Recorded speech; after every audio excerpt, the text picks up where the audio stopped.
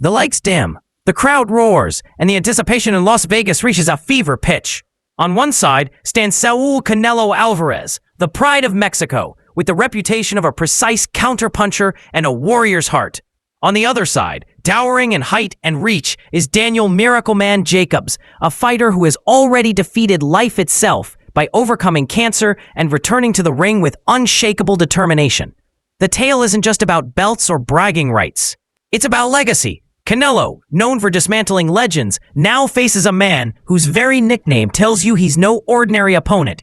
Jacobs, calm but razor-focused, carries the burden of being underestimated for far too long. As the fighters are announced, the atmosphere feels electric, almost dangerous, like the arena itself knows it is about to witness something unforgettable. The bell hasn't even rung, yet fans are already standing, phones in hand, desperate to capture history. This isn't just a boxing match. It's a chessboard drenched in sweat and blood.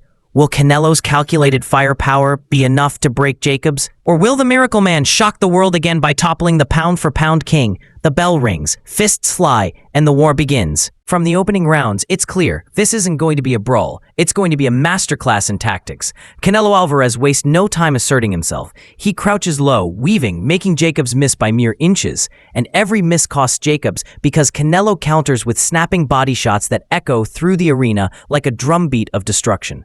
But Jacobs isn't rattled. He uses his longer reach, jabbing and circling, refusing to allow Canelo to walk him down easily. With every passing second, the suspense grows. Canelo's face is stone cold, unreadable.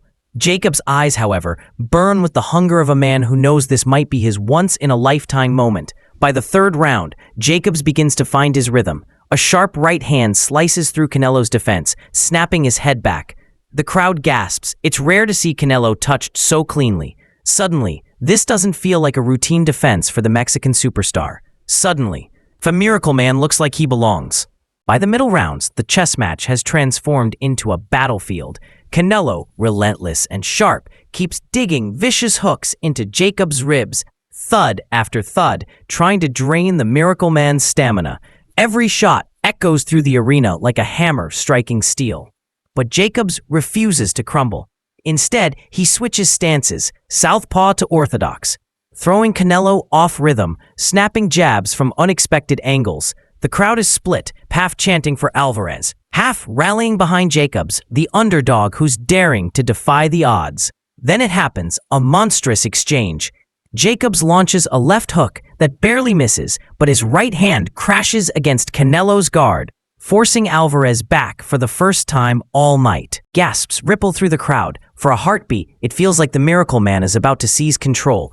Canelo smirks, not fear, not panic, smirks, as if Jacobs landing that punch only ignited his fury. He storms forward, firing brutal counters, his precision laser-like. Jacobs covers up, bobbing, weaving, firing back with everything in him. The arena is now a storm. Every second feels heavier than the last.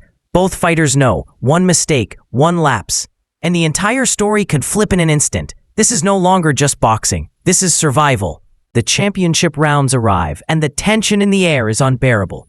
Jacobs knows he needs something big to turn the tide. His corner screams, "This is your moment." With urgency in his eyes, Jacobs steps forward, unloading combinations, trying to shake Canelo, trying to break through that impenetrable wall. But Alvarez is unshakable. Calm under fire, he slips, blocks, and counters with sniper-like precision. A thunderous uppercut grazes Jacobs' chin. The Miracle Man staggers but doesn't fall. The crowd explodes, every fan on their feet, living and breathing each punch. The last round begins, and the two warriors stand toe-to-toe, trading leather like men possessed. Canelo's body shots, Jacobs' reach, the clash of wills. It's everything boxing promises at its highest level. When the final bell rings, neither man raises his hands in triumph. Both know they've been through a war. Sweat, bruises, and exhaustion mark their faces, but so does pride. The judges are called, the arena goes silent, every heartbeat pounding like a drum. The decision is announced. Canelo Alvarez wins. The crowd erupts, half in celebration, half in disbelief. Jacobs nods, his face a mask of respect, for he knows he gave everything he had. The legacy of this night isn't just victory. It's the story of two men who pushed each other to their absolute limits, one retaining his crown, the other proving once again why he's called the Miracle Man. The bell rang to end the 12th round, and for a brief moment, the arena fell into a tense silence. Both warriors stood in the center of the ring, chests heaving, sweat pouring down, their gloves heavy with the weight of battle. There was no doubt they had given everything. Every ounce of heart, every fragment of will had been poured into these 36 minutes of war. Canelo Alvarez stood stoic, eyes locked forward, his face marked with the scars of combat but unbroken in spirit. Across from him, Daniel Jacobs exhaled deeply, nodding with respect. The kind of nod only fighters who have danced with death inside the ropes can share. This was no ordinary fight. This was a chess match drenched in blood and thunder. The ring announcer entered, holding the card that would decide destiny. The crowd erupted into chants, "Canelo, Canelo," only to be drowned out by roars of "Jacobs, Jacobs." Rival armies clashing with voices as their warriors waited for judgment. And now, ladies and gentlemen, after 12 rounds of championship boxing, we go to the judges' scorecards. The tension was unbearable. Every word stretched like eternity. The first judge's score favored Alvarez. The second leaned toward Jacobs. Gasps filled the air. It would all come down to the final card. The fighters stood tall, emotionless masks, hiding their burning hearts. And the third judge scores the bout. A pause.